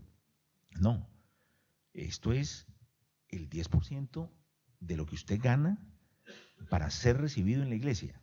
Y en las iglesias hay inclusive datáfono para meter la tarjeta y pagar ahí directamente. Entonces, estos pastores, imagínense, además, sin cobrar impuestos, sin pagar impuestos, pues esos pastores son riquísimos. Y entonces, pues a su vez tienen influencia sobre todos los poderes públicos, ¿no? En Colombia, cuando se hizo el plebiscito sobre el sí o el no a los acuerdos de paz, ¿no?, estas iglesias llamaron a todos sus feligreses a votar no al acuerdo de paz, porque estaban en una lucha con el gobierno del presidente Juan Manuel Santos, porque el presidente Santos quería que las iglesias pagaran impuestos, porque son actividades económicas. Y ellos dijeron, ah, sí, ¿tú quieres hacernos pagar impuestos? Pues mira, y empezó un combate brutal. Pero claro que tienen que pagar impuestos, es una actividad económica. Les pongo un ejemplo. Yo he visto, y en Colombia es relativamente, y no solo en Colombia, en todo Centroamérica, es frecuente ver avisos clasificados que dice se vende iglesia con 2.300 fieles. ¿Ustedes han visto eso en las iglesias normales? No, pues porque estas son eso es como si dijera vendo panadería, ¿no?, muy bien ubicada, esquina, ¿no?, cerca de barrio residencial. Es exactamente lo mismo, son actividades económicas. Entonces, claro, ese esquema del mundo evangélico se repite en toda América Latina. A mí me llamó la atención ver que Colombia compartía uno de los problemas, porque en Colombia nosotros siempre tuvimos la sensación horrible de ser como el hijo problemático de América Latina, porque las cosas que pasaban en Colombia no pasaban en los otros países. Nosotros teníamos todavía guerrilla cuando ya nadie tenía guerrilla. Nosotros teníamos paramilitares donde en ningún otro país había paramilitares. Empezamos con el narcotráfico cuando no había en ningún otro país. Ahora sí ya México se tomó el narcotráfico y ahora todo el narcotráfico es mexicano, inclusive dentro de Colombia. Porque los mexicanos, el capitalismo mexicano es el más poderoso de América Latina, inclusive el ilegal, no solo el legal. O sea, ellos pusieron a los alemanes a tomar cerveza mexicana. Imagínense la fuerza que tienen, las coronas. Tiene una fuerza, el capitalismo mexicano es lo máximo, es la cosa más increíble que ha habido en el siglo XX y XXI, pero también en el ilegal. Entonces imagínense, los narcos mexicanos son la cosa más, además hicieron una especie de nueva geografía de la violencia, ahora ya es transnacional. Y aquí, es que ahora la violencia será transnacional. Yo por eso decía el otro día en una entrevista que me hizo La Vanguardia, que la lucha final en Occidente no va a ser entre Estados Unidos y Rusia, sino entre el Estado Islámico y el cártel de Sinaloa. O sea, son violencias transnacionales, ¿no? Y entonces, claro, en el contexto de todo eso, las iglesias evangélicas por fin eran un problema que no solo tenía Colombia, que es un problema de toda la región. Entonces yo decía, bueno, el proceso de paz me hizo llegar a una conclusión. O sea, los países y las sociedades no pueden vivir en paz, eso es una utopía. No sé, hacemos acuerdos de paz, hacemos mejoras, no porque queramos acabar por completo con la violencia es inherente a la convivencia humana. Hay países que tienen más violencia hoy que Colombia y que no han tenido guerra, como es el caso de México, ahora Venezuela. Pero se hacen procesos de paz no para no tener problemas, sino para tener mejores problemas o más dentro de la agenda del siglo XXI. Entonces yo decía, bueno, por lo menos ahora el problema de las iglesias no es solamente de Colombia, ya no es de toda la región, inclusive Estados Unidos. Fíjense cómo detrás de Trump también están las iglesias. No digo que sea el único, digamos, factor que lo llevó a la presidencia, pero sí las iglesias evangélicas tienen oficina en la Casa Blanca. Todo ese norteamericano del centro de Estados Unidos, que no es el intelectual pues de Nueva York o el de San Francisco, sino toda esa masa de norteamericano como de cuello rojo, bravo, que se monta en un automóvil que necesita una central nuclear para moverse, para ir a comprar cigarrillos y volver a su casa, que contamina poquito. Ese norteamericano va a la iglesia y odia al que no se parece a él y odia y es racista y es xenófobo y no sabe dónde queda Australia hasta que no se quemó Australia, más o menos, ¿no? Y no saben qué idioma hablan en Australia. Una vez vi a uno que le preguntaban que si sabía qué idioma se hablaba en Australia y dijo, claro, australiano. Le dije, ¿y usted entiende australiano? Y me dijo, no, ni una palabra, dijo el tipo. Es decir, y era una persona que iba en un auto de esos gigantes, o sea, una persona con capacidad, digamos, de consumo, probablemente con educación. En fin, las iglesias evangélicas están detrás de las cosas más, para mí, más difíciles de la convivencia social y son un problema, por lo tanto, de seguridad nacional para mí. No sé qué va a pasar, pero no veo buenas perspectivas. Sí, a mí en esta novela y en otras tuyas lo que me llama la atención es cómo cruzas todos estos problemas que son muy candentes en vuestra sociedad, ¿no? Es decir, la guerrilla, paramilitares, ejército, corrupción, muchísima droga. No ya los narcos, sino de consumo. Me llamó mucho, te querría preguntar después sobre esto, el consumo en tus libros, ¿no? La gente. Este tema el tema obviamente de la prostitución, el tema de la desaparición de cualquier persona en cualquier momento. Es decir, hay una cita en un momento en Plegarias Nocturnas que dices El Padrino. Se dice, El Padrino en Colombia es una crónica costumbrista, ¿no? Así como un cierto...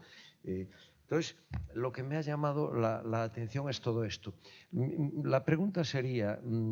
en el momento presente, con este nuevo proceso que está ocurriendo, está mejorando la situación, obviamente, ¿no? Hay otros horizontes, está surgiendo otras sinergias sociales, sí, otras culturales, vitales, ¿no? En Colombia, por fortuna, ¿no? Sí, lo que pasa es que Colombia es, imagínense ustedes, un cuerpo con 16 enfermedades. La más grave, pues digamos que sea el enfisema pulmonar. Entonces, lo que hizo Colombia fue curarse su enfermedad más grave, pero le quedan las otras también, ¿no? Le quedan las otras enfermedades. Entonces, se avanzó, pero tampoco se puede proclamar que Colombia es un país pacificado en este momento, porque hay otros agentes de violencia.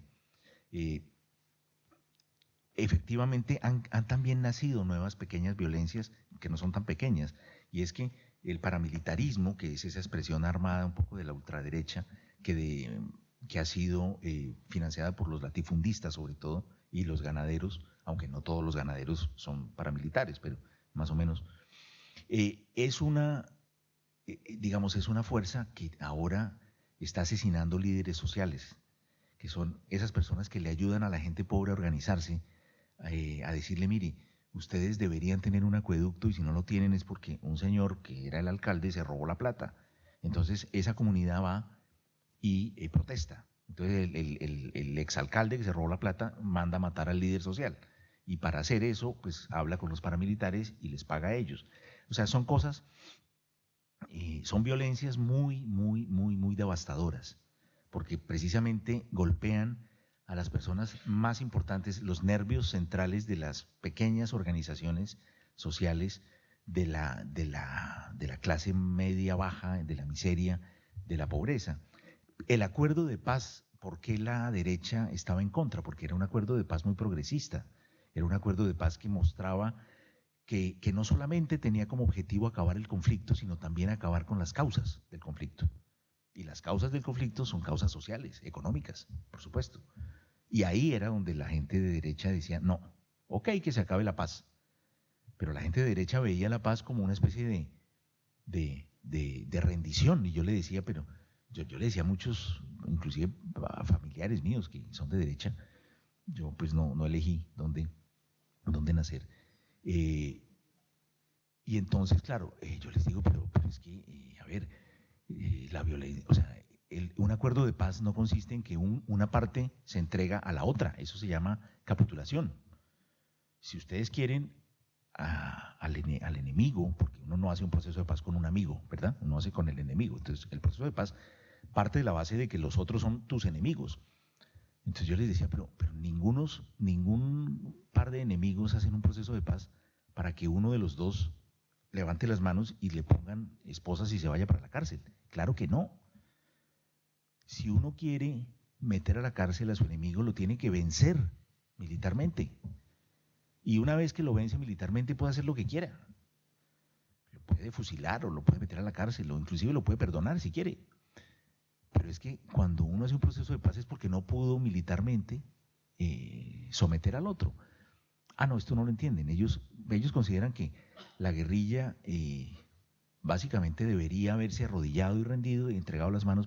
No, ellos no entienden que la guerrilla ahora, y odian que la guerrilla tenga ahora curules en el Senado. Y a mí me parece, al revés, a mí me parece maravilloso que tengan mucho que perder.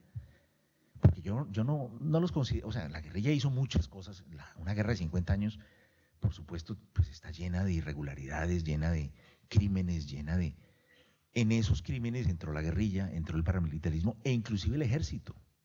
Ahora recientemente acabamos de encontrar nuevas fosas comunes y resulta que Colombia, pues estamos dándonos cuenta de que Colombia es una gran fosa común de civiles asesinados por todos los agentes violentos, incluido el ejército. Colombia es un país muy lindo, les recomiendo que vayan porque tiene la naturaleza más espectacular que ustedes se puedan imaginar, pero es como una alfombra que si ustedes la levantan van a encontrar una cantidad de huesos debajo. ¿Y esos huesos de quiénes son? ¿Cómo se llamaba? ¿Qué historia es? ¿Quién? ¿Cómo? ¿Por qué? ¿Cuándo? ¿Por qué están ahí? Porque nadie sabe que estaban ahí. Entonces es terrible Entonces, en este momento, claro, un país después de 50 años, pues es un país que se está reponiendo también, es como una persona que se está levantando lentamente, ¿no? Y cada vez que hace como fuerza para levantarse, vuelve y se cae un poquito porque ahí la mitad de la gente que está en la política está en contra o está buscando obtener réditos económicos de la paz. Y hay corrupción dentro de la paz. Es que el ser humano es muy complejo. O sea, digamos, educar a la población llevará más adelante a que cambien las cosas, pero es difícil. Hay gente que se roba las ayudas para los campesinos y para los desmovilizados. ¿Ustedes pueden creer eso? Hay gente que se roba la plata que está destinada a los almuerzos de los niños entre 8 y 12 años de los colegios públicos. Y usted dice, pero ¿cómo puede haber alguien que haga eso? ¿No? Y lo hacen. Entonces, estamos manejando un material complicado también, ¿no? Material humano. Entonces, pues, y esos mismos que se roban esa plata son los que después están en contra del acuerdo de paz, ¿no? Los militares, imagínense, una cosa que se llama los falsos positivos. En la guerra, en Colombia y pues en la guerra en general, un positivo es considerado una baja del enemigo. Y resulta que hubo un escándalo en Colombia, hay todavía, que se llama los falsos positivos, y es que el ejército agarraba muchachos drogadictos, muchachos que estaban metidos sin trabajo, y los mataban, y les ponían un uniforme y los presentaban como bajas de la guerrilla. Y con eso obtenían salidas, obtenían subidas en el sueldo, y resulta que las organizaciones humanitarias tenían entre más o menos 3 y 5 mil. Imagínense, 3 y 5 mil muchachos civiles asesinados por el ejército para obtener premios. Pero ya la última vez que se descubrieron, porque los soldados ahora van a una justicia especial hecha por el proceso de paz, y ellos, si confiesan un delito, los perdonan, porque al fin y al cabo, pues un proceso de paz es un proceso de perdón también, ¿verdad? Un perdón difícil, pero es un proceso de perdón. Pero si tú quieres ser perdonado, tienes que contar la verdad, porque el centro del proceso de paz son las víctimas, y a las víctimas se les debe verdad, reparación y promesa de no repetición. Esas son las 3 bases. Entonces los soldados llegan y dicen, no, sí, yo pertenecía a un batallón que mató a 7 muchachos, están enterrados en tal sitio. Después llega otro y dice, no, mire, nosotros matamos 14 y están en tal otro. Y ya la última estimación del Centro de Memoria Histórica está hablando de casi 100.000. Lo que quiere decir que durante los 40 años de conflicto, uno de los agentes más violentos contra la sociedad civil y la población civil fue el ejército de Colombia, pagado con mis impuestos. Imagínense eso. Entonces, pues todas estas cosas tienen que estar no solo en en la prensa que está, no solo en el debate político que está, sino yo creo también incluso en los debates intelectuales. Uno no puede seguir escribiendo novelas como si eso no existiera. Uno no puede ser un escritor o un intelectual cerrando los ojos a todo eso. Sí, es que realmente yo cuando leo tus obras noto eso, es decir, nosotros vivimos una sociedad con muchísimos problemas, algunos muy graves, y a lo mejor la cosa va peor, porque nunca se sabe cuándo se sientan determinados precedentes y demás, pero realmente impacta y se nota el salto, por desgracia, cualitativo en esa convulsión social y violenta. Bueno, ¿queréis hacer alguna pregunta, alguna sugerencia, Sí. Vamos a ver, en esta obra que realmente engloba la situación actual de Colombia, yo quería centrarme en el tema de las iglesias, porque es muy compleja, ¿no? De las dos iglesias, la brasileña y la iglesia de Jerusalén, Cali. Se las describe con una dureza tremenda, aunque ha separado un poco el discurso y ha dicho que no todos son así. Del sur maneja el oro, porque lo maneja el Fray Enríquez, y la iglesia del norte es un búnker con abusos sexuales, escondiendo a jóvenes, etc. ¿No? Ha sido muy valiente. No tiene miedo, no lo han amenazado. Porque realmente, vamos a ver, creo que hay más de 600.000 personas discriminadas en Colombia y 12 millones. Muchas más, sí. Estados Unidos y el continente.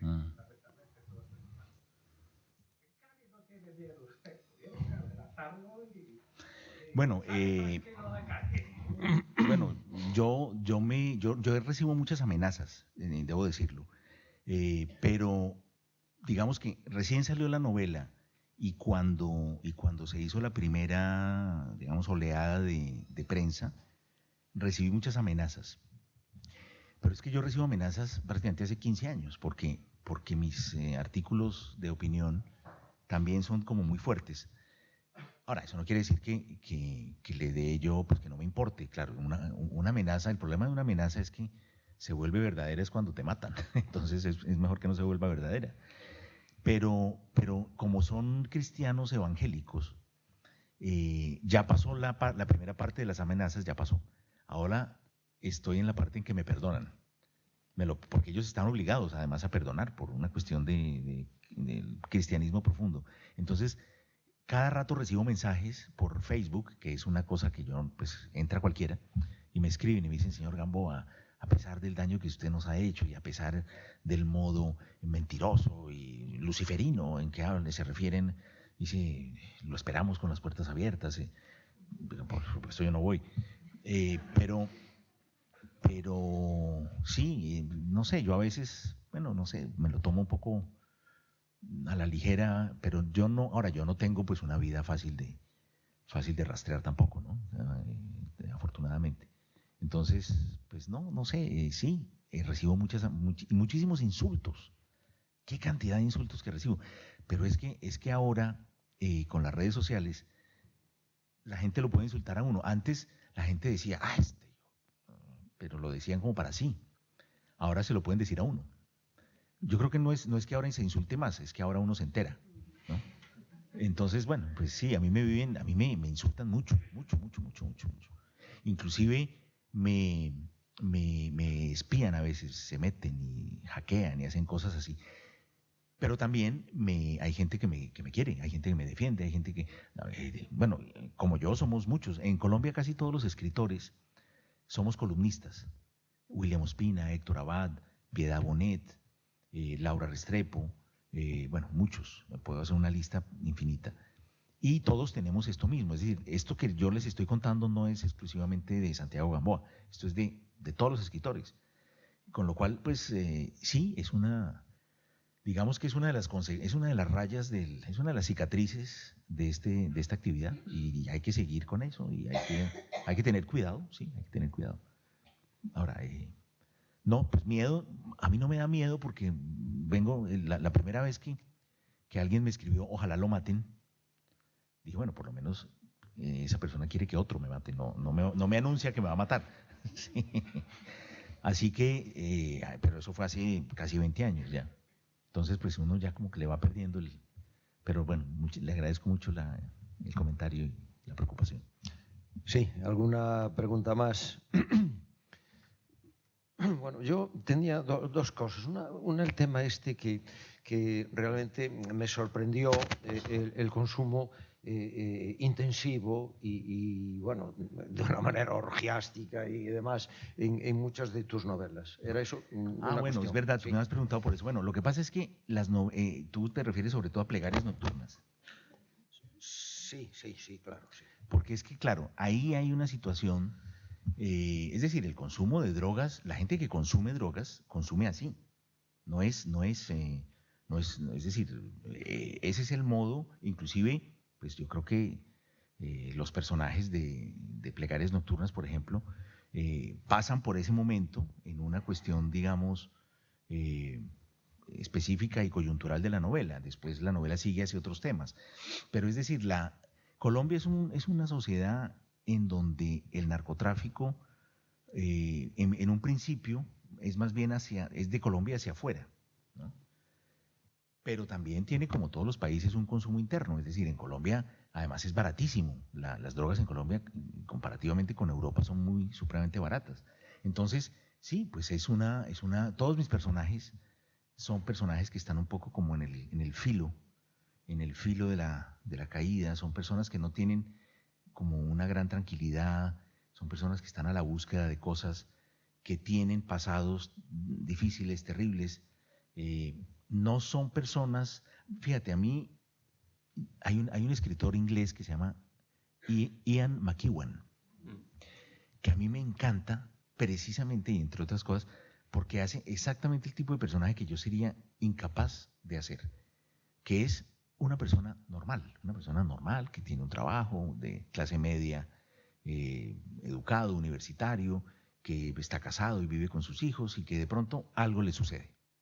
Ese tipo de personaje, tal vez, pues no sé, uno no escoge tampoco de manera muy voluntaria las cosas que escribe, lo que se lee. Es decir, antes hablaba de cómo uno escribe lo que le gustaría leer. Y a mí muchas veces me gusta leer, inclusive por contraste, cosas que no son ni siquiera parte de mi vida, ¿no? A mí muchas veces mis personajes son personas duras, llenas de contradicciones, llenas de miedos y al mismo tiempo de violencias. Muchos tienen problemas con el alcohol, algunos con las drogas. Y entonces, además, imagínense, en primera persona, entonces mucha gente cree que yo soy drogadicto, alcohólico, y a veces en las fiestas en Bogotá me ofrecen cosas y yo digo, no, esos son mis personajes. O sea, Dostoyevsky nunca mató a una señora, a una viejita.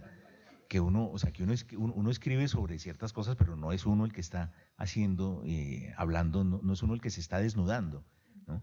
Ahora, yo conozco esos ambientes en donde se mezcla la política con el interés económico, con el alcohol, con la prostitución, con las drogas. Son ambientes muy pesados y bueno, ahí en los libros, pues no en todos, pero digamos, cuando tuve necesidad de pasar por ahí con un personaje, lo hice con mucho gusto y dejando como una huella de cómo son esos mundos, ¿no? Y que esos mundos existen. Y bueno, a lo mejor aquí también en España hay... A mí una vez, fíjate, pues yo les voy a decir algo que ustedes no me van a creer. Nunca en mi vida he visto la cocaína. La he visto en cine, la he visto en fotos, la he visto en todo, pero nunca... Y una de las veces que me han ofrecido fue aquí en España el presidente de un club de fútbol, ¿no?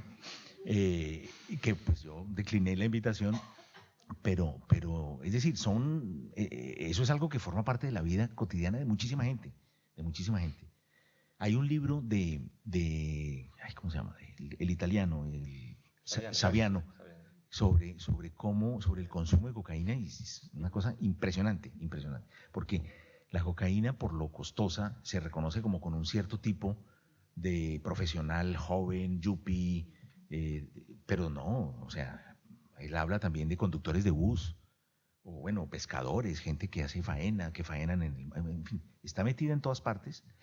Y bueno, eso también tiene su razón de ser. Ustedes se van en la historia por ejemplo, de la cocaína, Ustedes saben que el ejército alemán utilizaba la cocaína en la Primera Guerra Mundial para darle a los soldados, ¿no?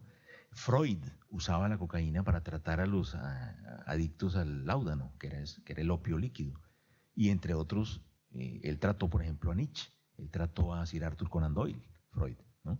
Entonces, es decir, es una sustancia que tiene y que proviene de una hoja, que es la hoja de coca, que es una hoja muy bonita, con un verde muy lindo, que por supuesto tiene un uso ritual en las comunidades indígenas de la zona de los Andes, y que ustedes no pueden decirle a los indígenas no usen la coca del modo que ustedes la usan. Les voy a contar 2 cositas o 3 sobre esto. En Colombia, las comunidades indígenas del sur, en el departamento del Cauca, donde por cierto transcurre una parte de mi novela, toda esa región, la autoridad es el cabildo indígena de los Nazas y los Awá, que son los que están, los indígenas de esta novela. Bueno, en esa región, pues por supuesto hay siembra de hoja de coca porque es ritual para los indígenas, pero también hay siembra de hoja de coca porque todavía hay narcotráfico, como es lógico. Entonces, los indígenas, por ejemplo, producen un ron que está hecho y fermentado con hoja de coca. Pero claro, eso no es, primero que todo, eso no puede ser considerado un narcótico y mucho menos ilegal, pues porque es como si fueran ilegales las hojas de los árboles, ¿no? Entonces, lo venden y tiene código de barras y tiene autoridad, en Colombia se llama el INVIMA, que es el que autoriza que un producto comestible se puede comercializar. Y se llama el coca-ron, se llama coca-ron. Bueno, les recuerdo que la bebida más bebida del mundo lleva el nombre coca en su primera palabra, la Coca-Cola, ¿no? Entonces tampoco, es decir, hay que ver las cosas también en su justo contexto. Los indígenas que caminan por las montañas de los Andes y llevan los morrales, los 7 morrales, el indígena así de 1,60 m, de todos los suecos que van a hacer montañismo por los Andes, y que ellos van con esa ropa y esos, cada par de zapatos que cuesta 700 euros para subir por las montañas, y el indígena va con unos zapatitos muy sencillos, pero el indígena, ¿qué hace? Arranca hojas en la planta de coca, arranca hojas y las pone entre la media y el pie. Y entonces al ir caminando va macerando. Y eso, pues, le adormece, le da fuerza, le da...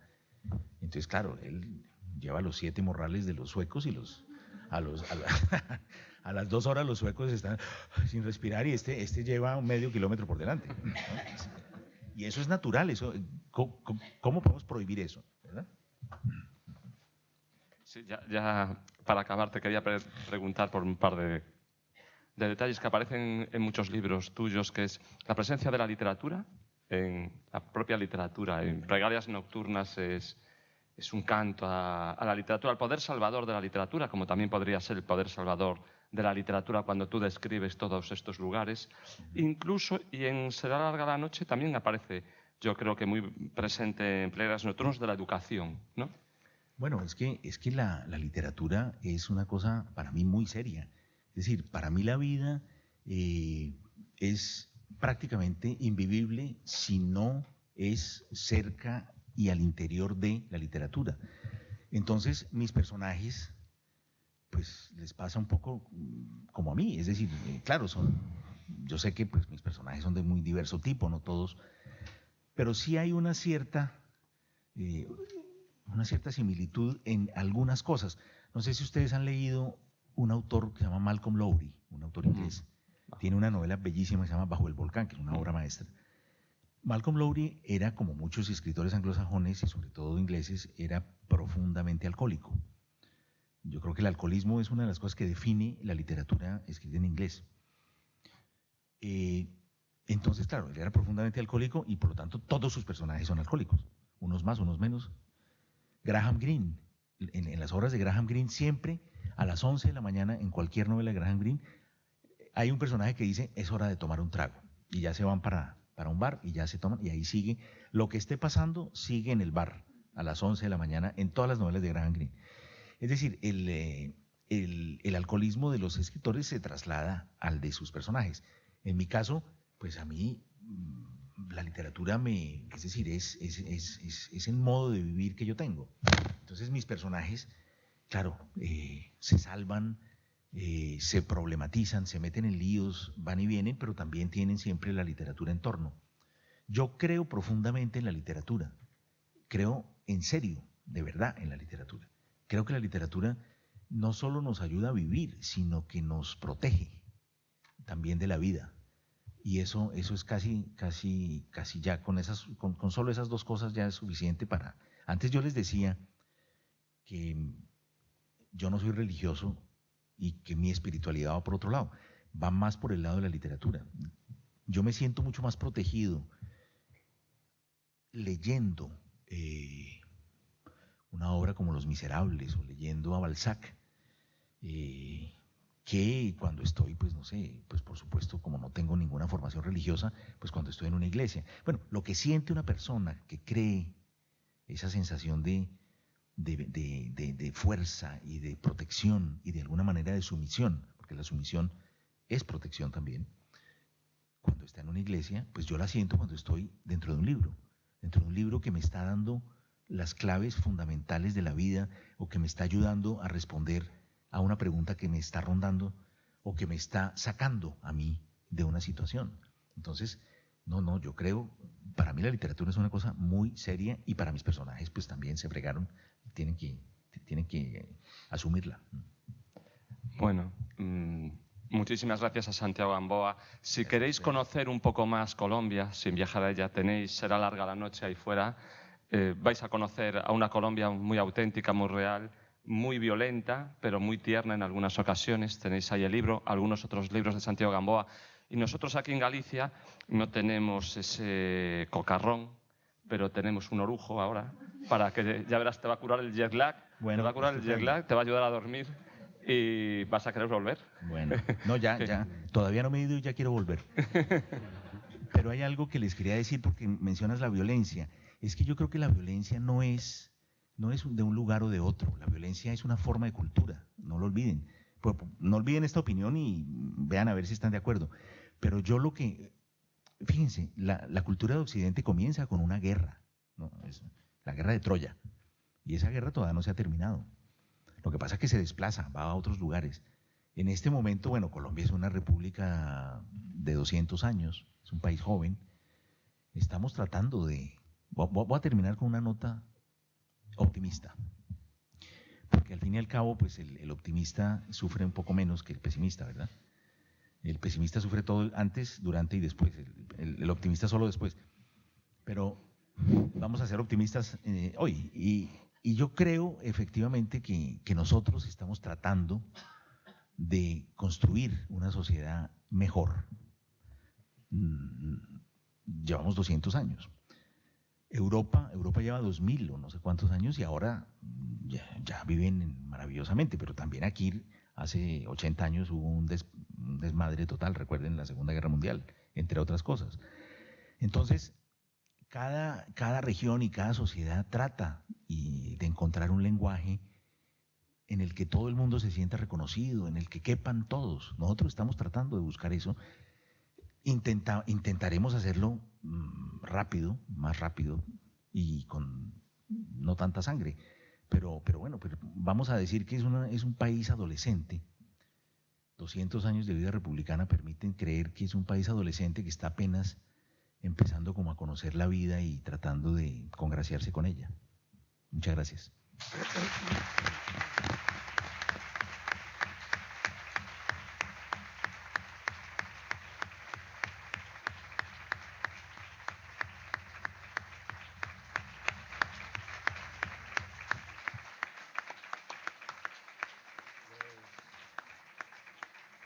Ahora vendrá algunos a que les firmes. Está bien, lindo.